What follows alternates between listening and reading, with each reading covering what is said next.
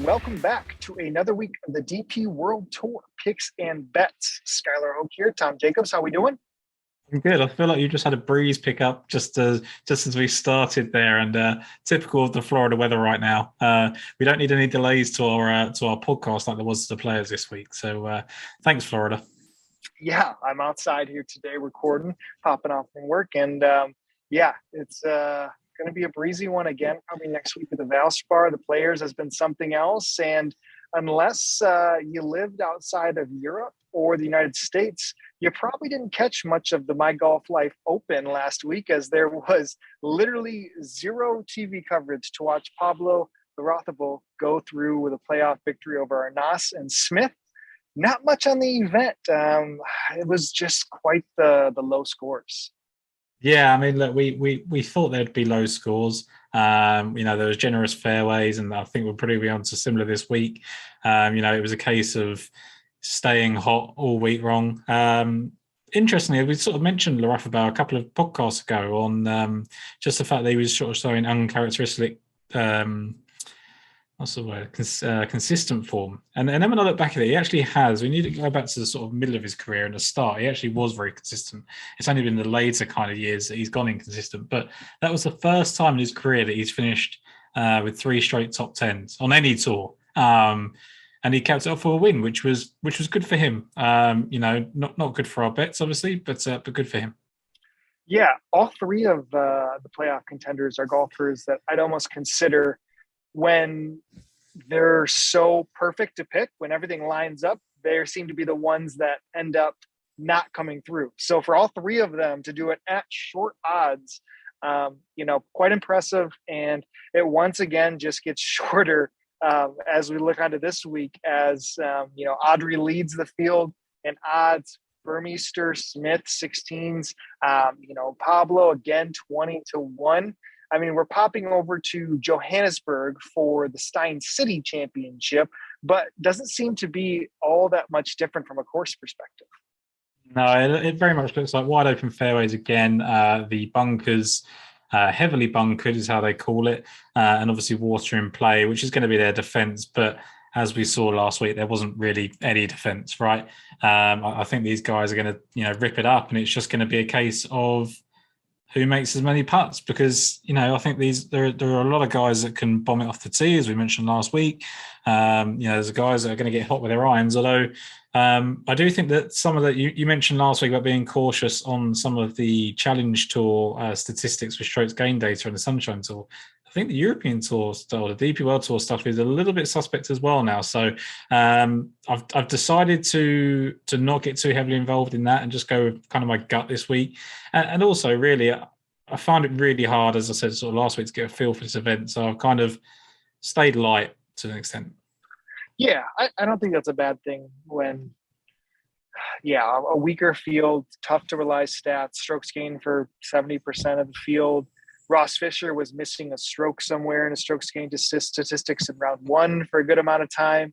There was some oddities. I think but to your point, some of the Challenge and Sunshine Tour guys, though, could compete. I mean, unfortunately for Tristan Stridham, if he didn't shoot 74 in round 3, I mean, he was right there in the thick of it for us, which would have been a huge, huge victory. But other guys played well too, and you get decent odds again from this week. So I don't think we're going to deep dive throughout the field, as again, there's not all that many that are intriguing, but we definitely found some that caught our eye. But before diving in, if you are somebody who prefers audio version, if you are a podcast listener on your phone, on any of the podcast platforms, you can find us on Daily Fantasy Sports Picks and Bets, The Mix. We'd appreciate a good rating and review there. It goes a long way for Mayo Media Network and myself and Tom. So with that, though, Tom, top of the board area, is there anybody who caught your eye from the odds? So I think the obvious one, and a name that's going to be very popular this week, is George Coetzee, right? Like he was pretty popular last week at a bigger price. He's now the price he probably should be, I guess, in these quality of fields, and he closed out with a nice 64 to finish just one shot adrift of that playoff contention. Now he's shown us that. Do we go in? I haven't, just because of what I said earlier. I've kind of decided to go light and maybe just take a few chances and to get involved with someone like a Cote Z, you'd probably want to have a decent bet on them. So I've tried to take the top of the market on, but for me, it would be George Cote Z if I had to pick one. Yeah, no fault there. Great Sunday 64 for him. The one to me, and this is just more odds, if I'm looking at golfers, I mean, you mentioned those three off the top that were in the playoff, and then you go to recent string of form. It's very difficult to say. Many have been better than Matthew Pavon. And is he somebody who we can really I was going to say trust, but like in these situations, in these fields, I don't really want to think of it too much. I mean, if you don't get, instead of top 10 finishes or like what, 3rd, 30th, 6th, 15th in his 4 events this year, say there was, a 2nd and maybe an 8th, instead of a 3rd and a 15th. I think you see him low 20s, and it's just something where he's right there. One bad round last week, 73 in round 3 kind of prevented it. So I think for him, there's enough in the recent form that regardless of course fit or anything, he shouldn't be double the odds of some of the others. I think there's a trio of golfers, and they're all actually next to each other on the odds checker grid in Marcus Armitage, Matthew Pavon, and Oliver Becker, and they fit that exact bill that you said that. In a proper DP World Tour strong event, you'd probably say, look, you don't want them leading on a Sunday. You'd be quite nervous when one's coming from behind, right? But in this level of field, and Laurie Cantor's actually right there as well. And he opened up with 40-1, and I thought with his strong driving, generally, I thought he'd be interesting. But Romain Legasque as well, in that range, will all have their backers. They're all hitting the ball well, supposedly. It's hard to really tell, but generally speaking, with someone like Cantor and Armitage and Pavon, you can expect them to hit it well, and the stats wouldn't be too far out. Yeah, Oliver Becker, to your point, too, right there with him. But yeah, that to me, just from an odds, and if I'm going to plant my flag at somebody low, and the rest for me are beyond 50-1, so I'm more than okay. Leaning with Pavon as my selection there. But you get going right around in that 50 range, I believe, is where this golfer wind up in the odds. Talk to us about Brandon Steyn. Brandon Steyn is someone that we've seen him win good golf tournaments on the DP World Tour or the European Tour when he was winning, and he's not quite done it for a while, right? He's been away for a little while. He hasn't been in the winner's circle, and as it is always with either get the English guys, people get carried away with, South African guys, people get carried away with, because there's those corollaries that you can make. It's the next Fleetwood, the next Hatton, it's the next Louis, it's the next whatever. People tend to do that, right? And he won twice in 2016 and once again in 2018 at the Scottish Open, and people do get carried away. But conversely, or oppositely, that's not even a word, but you know what I'm trying to say, to against that is that people have seemed to kind of forgotten about him a little bit, and now he's kind of showing that form that suggests that he's treading water without actually getting those results. So 26th, 35th, 20th, miscut 18th. He was 4th after 36 holes at the Ras Al Khaimah Championship, but shot a 3rd round 77. And then he was top 20 or better after every round at the Ras Al Khaimah Classic, and started with 67, closed with 66. And then he was 7th again after 36 holes last week. And I just think that we're talking about people maybe a little bit above the class, and we said that with Cote Z last week. Larafabelle would certainly fit into that bill generally in terms of his career achievements. Brandon Steyn is in that, right? There's not many 3-time winners in this field at the top level. 2 of those obviously came in South Africa, but one was a very good one in the Scottish Open, and he's also lost in a playoff at the Oman Open as well to Sami Välimäki. So Brandon Steyn at 50-1, long way of saying I thought he was overpriced and could go well. Yeah, Steyn is somebody that I'm never surprised to see on a top of a leaderboard, no matter where he tees it up. Yeah, but very, very high variance. I'm leaning with another selection. I guess I realize he's a little bit shorter than 50s now, and it's a golfer that I do not feel comfortable backing at all. Golfer that you habitually, I would say, are on, not at these short odds though, but probably the best ball striker all year on the European Tour of this crew has to be Ross Fisher. Every single week, man, gaining multiple strokes, ball striking per round, just best of the bunch. And I thought last week I left him off because exactly what I think of Ross Fisher and that ability to get over the line. And if we're going to have another similar course fit, we're going to see him at 45-1. And he just has off the tee approach dialed in. I mean, he did it on Thursday. He had a chance on Sunday, and it just didn't go his way. And I think for Ross, there's just enough for me. I would really kick myself missing out because all the stats line up.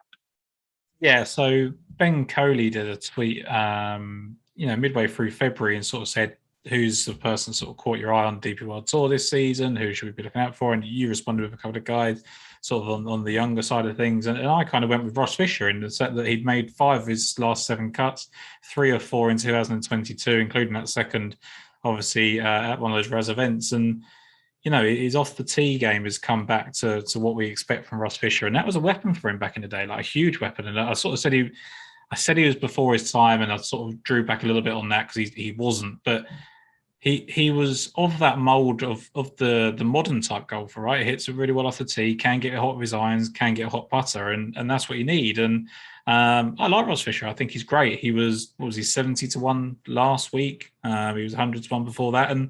And to be honest, like, okay, it's not something you maybe feel comfortable with dropping down to kind of 45-50-1, but it's all in front of you. He's doing everything right, and he showed in those Raz events that he kind of went back to back, and he's got a chance of doing that. Okay, it's not on the same course, but it's very close together, and I think that's a good price. Yep, totally agree. Without going deeper, I have to mention this, man. I couldn't have been more disappointed in Wilco last week. Like, that round 2 was huge for him. I mean, to go after, I think you finished 7 under in the first round, and to miss the cut on a picture perfect course for you like that's close to losing my faith in backing him, especially. I mean, the number got lower this week, like there was that's what I couldn't understand. It was just strange. Yeah, there was 0 chance, but man, that was disappointing. That's a decent run if he made the cut. So I think that just kind of points out that he was maybe the wrong price last week. Like when he was 60-1 last week, I think that was quite generous. It was a course that he had that kind of history on, bit of amateur stuff. And I know we don't play too much into that, but it was a nice addition.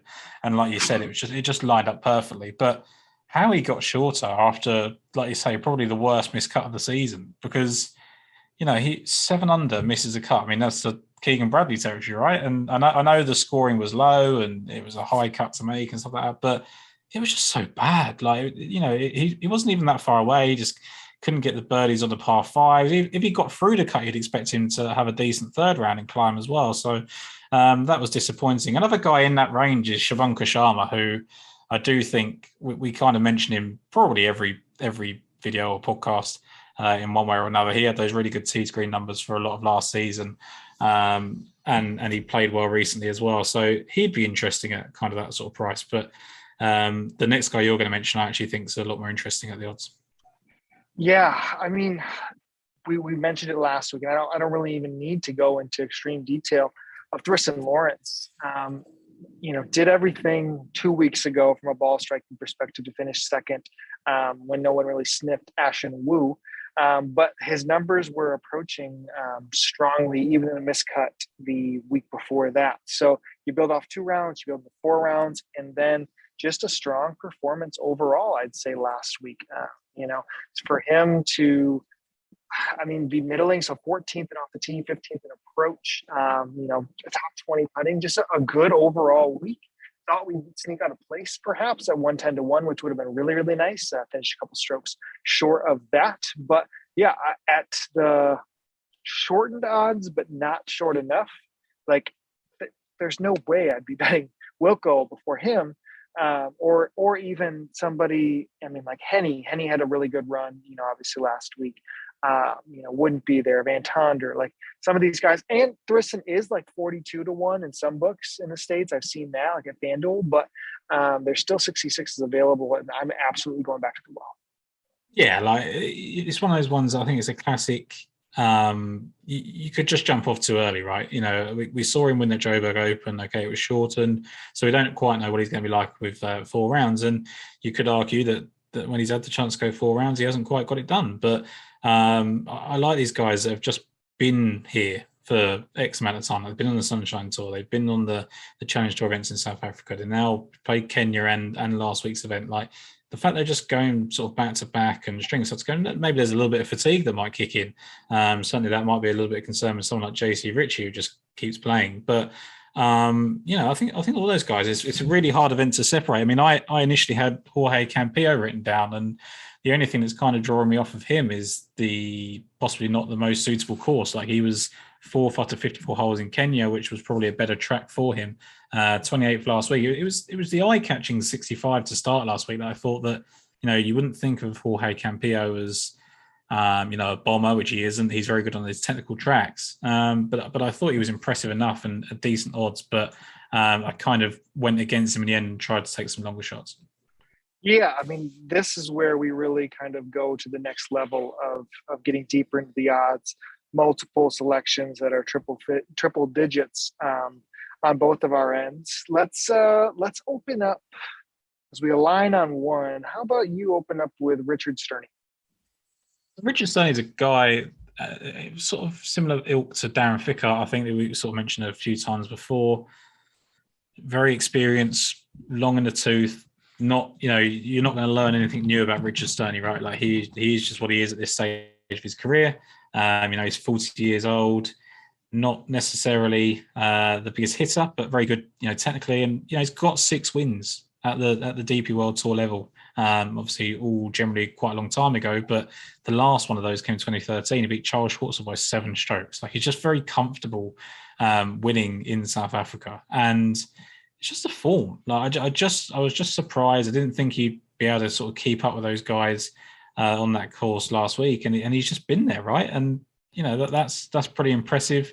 26th and 5th the last 2 weeks. He was 12th after 54 holes 2 weeks ago. Opened 64, 65 this week, and was actually second after 54 again. And I think there was just a bit of rust in contention last week. Like, he's probably not been there for a little while. Again, maybe it just caught up with him course fit, and that is the kind of concerns. But I think that's all built into the kind of 125 to 1 price. Yeah.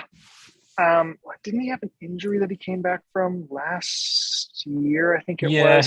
He was off for a while. I think it was his elbow or something like that, which older guy. Yeah. It wear out over time.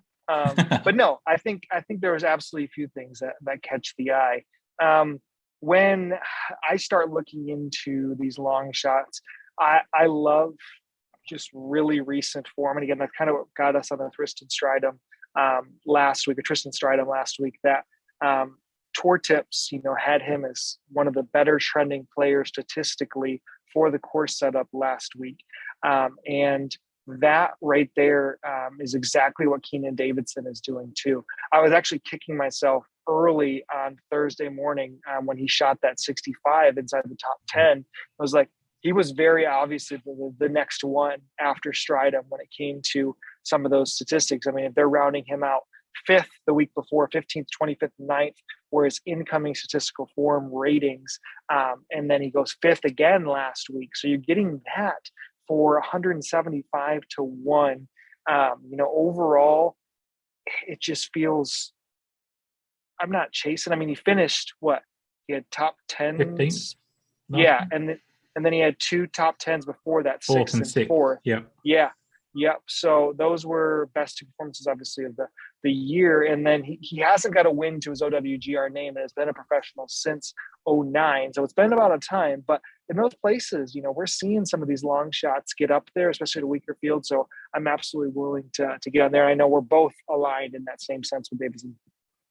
Yeah. So with Keenan Davids, you mentioned Tour Tips, and it's a great resource. It's something that we use. I think it's what it is. Fantasy National is to the PJ Tour. Tour Tips probably is to the DP World Tour, right? And it gives you their actual stroke average over the last, and I do it for the last 8 weeks, and it gives you an adjusted, which is based on field strength and things like that. So Keenan Davids is 69.09 is stroke average at the moment, which is only bettered by Adrian Aus in that span. And even when you adjust it to field strength, like, he's still the 32nd strongest player in the field, which he's not being priced like. And you mentioned, the 4th and 6th. He's gone 42nd, 29th, 4th, 6th in that run of 4 events before coming into last week. And had he have not played brilliant, like, had he have finished 40th last week, it would have been really easy to avoid, because you think, okay, step up in class, he's kind of found his level. But he was never outside of the top 20 all week. Like you say, 65 on the opening day, 3 straight 69s after that, so broke 70 every round. Didn't quite go low enough, but interestingly enough, I was speaking to Bradley Todd earlier, and I sort of mentioned I was going to sort of go for him, and he said that he'd found an interesting quote from him, and I found an article that basically just said that he needed the guts to go and take up membership. Like his friends convinced him to go and get a Challenge Tour membership. He now feels quite determined to kind of push on. He's obviously found a new level in his game. He's got a baby due on the 28th of March. If if you're into that kind of baby swag thing, so yeah, I think he's fourth and sixth in those two co-sanctioned events with the Challenge Tour. As we keep saying, these aren't massively different to Challenge Tour events. I know there's some big guys in there, but I think he can make the step up. So Keenan DeVeeds, I think his name is. Again, I would now be able to pick him out of a lineup because I've got a picture of him right in front of me. I'm looking forward to seeing what he can do. Yeah, it's I think a little bit of settling to that compared to the way the South African swing was prior, and where it was just those three events kind of standalone. The lead in of the Challenge Tour into this is pretty nice because these guys probably got to be comfortable a little bit more than they were before, in bigger stages than what they have each week. So now a month straight of playing on these events, settling them in, I think it's a great convincing factor there. I got one more for me. I know you got a pair, so let's pop over to you. Yeah, so Ewan Ferguson I thought was really overpriced, and I thought he was just going to be 2 shots back, but he was the 54-hole leader in Kenya, and there's no getting away from the fact that he was bad on Sunday. But that was probably the first experience of really having a chance to win at this level. He's had some good rounds flashed in the past, but we spoke about him as one of those kind of promising guys coming off the Challenge Tour in the past. And then last week he was 11th after 54 holes, only 5 back, and I think he probably just got a little bit too aggressive. I mean, again, I didn't see any of it, so I'm not going by something I've seen or read. I'm just going by instinct in the sense that if someone's 5 back and they end up shooting late 70s score, it's probably because they tried too hard and doesn't quite know how to let the event come to him yet. With that said, that's 2 real learning experiences for him now, and we see it time after time that these guys, they get chucked back, and especially these high potential guys that have maybe been around a little bit longer than people remember, like Sam Burns on the PGA Tour. He's not that level, right? But he had that run at the Genesis where he was a leader for 54 holes, wire to wire, and then struggled, and then come back and won the Valspar. Ewan Ferguson, I think, could do that in this kind of field, and that's a really extreme example of it. But I think that's the type of upside that he has at this level, especially in this slightly weaker setup with the African guys. Do you know where Ewan's best DP World Tour finish was? Go for it. Belgian knockout, 2019. Do you know who he lost to? Yeah, we miss you, my friend. We miss you, Guido. We only got one more event before the Masters, so you got to tune up. We win. we need you.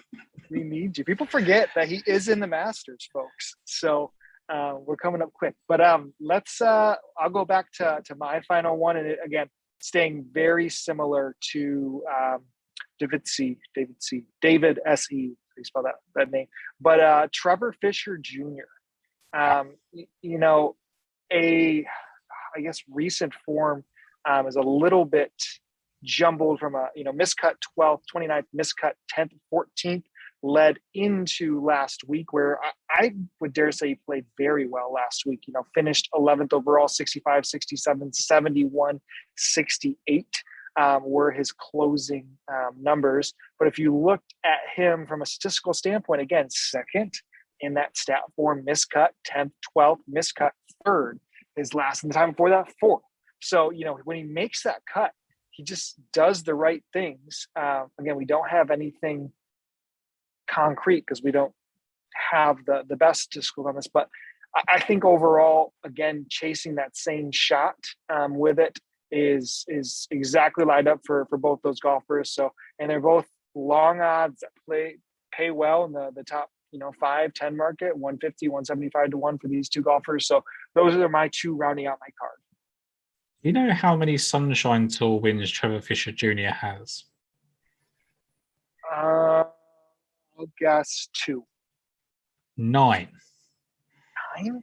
He has 9 Sunshine Tour victories. I mean, it's a long career, right? The first one came in 2003. He's 42 years of age, but the last one of those was a co-sanctioned European Tour event where he beat Matt Ford by 5 strokes, so 63-64 over the weekend. He's also been in 5 playoffs and lost 3 of them. One of them to JC Ritchie in 2017, one of them to Louis Diego in 2019. So there is a lot of experience there for Trevor Fisher Jr. And like you said, that the kind of current form has been jumbled, but it's promising, right? And these guys are priced like they can't win.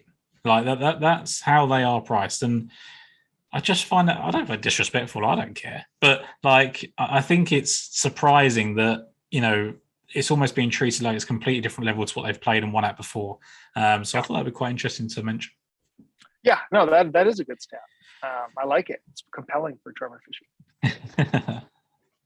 Stephen Brown is another guy that so Jason likes to do these course correlation things on the Lost Words podcast, and he mentioned the Portugal Masters last week, and obviously that's an event that Stephen Brown's won. Was very, very good on the final day to win there. And I sort of said, if that's a course that's kind of getting compared to, I know he's been on a horrendous run of form, but that could work. And he was like T23 last week, I think it was. 68 over the weekend. Now, if he's coming back to form, this is a guy that held off Matt Wallace when he was charging for Ryder Cup spot, held off Lee Westwood in that same tournament. It's interesting. I think that, sorry, I'll get confused with Stephen Brown, but he didn't head off Matt Wallace, but he has played very, very well. And I just think that he's a guy that has a lot of upside, and if he can channel it, then I think he can win his tournament. He was a part of that playoff that Matt Wallace won, the Made in Denmark. So he actually gave that up to Matt Wallace, was where I was going with that. But again, he beat Brandon Stone, Justin Walters at the Portugal Masters by 1 stroke. So a bit of a South African link with that Portugal Masters. This is a guy that it's only 3 years removed from that win. I've spoken to him before. He's very confident in his game, thinks he's a good ball striker. Probably thinks he's a better putter than he actually statistically shows that he is. So that's a confidence thing as well. It's a long shot. It's not one I'm going to get heavily involved in, but just a guy to keep an eye on as someone that is very experienced. Yeah. Oh, absolutely. Again, just a little bit of a pulse and a couple correlations down here, and we're in. It doesn't take much. So to look at the DP World Tour schedule, I mean, as we finish up, like I mentioned, there is only one more event in advance of the Masters. So we'll be back next week for the Qatar Masters. And then there's nothing back until April 21st. So a little bit of time. Tom's going to come over here to the States for a little bit, enjoy a trip. I have my favorite event of the year is actually next week with the match play. But again, we're just not getting that presence from our guys enough to be able to show, yeah. But yeah, so you'll see us again next week, and then we'll be able to take a little bit of time off and you enjoy a nice holiday, as you call it, over here. Yes, so, that's it. Yeah, I really like the Qatar Masters, though. That's a really good event. It's a nice event for us to probably round off. Because I think, people that tune into the show and us to obviously present it, you have to be, I would say, a bit of a sicko to enjoy this current run of DP World Tour events, right? Like, it is a tough sledding, like, no coverage, very questionable stats, odds all over the place. But it's really good to pay attention to the people that are coming in and out of form at this stage, preparing for that Qatar Masters. And you've got 2 events in Spain back-to-back that, I don't know kind of what fields they're going to get, but one of them is the old Q School course, right, at Catalunya. So that's going to be an interesting event. And then you've got the Betfred British Masters as well in May. So there's a decent run of form in between those kind of 2 majors, the Masters and the PGA Championship. So I think it's important to stick with us and kind of get the information from these events, even if it's not ones that you're massively involved in.